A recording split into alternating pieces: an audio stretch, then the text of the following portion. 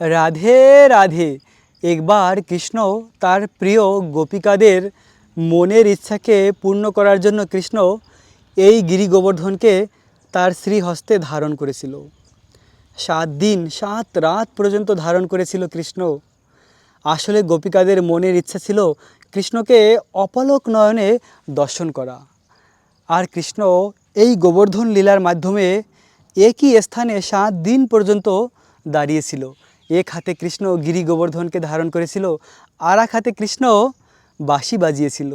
আর তখন কৃষ্ণের সামনে ছিল গোপিকারা এবং রাধারানী।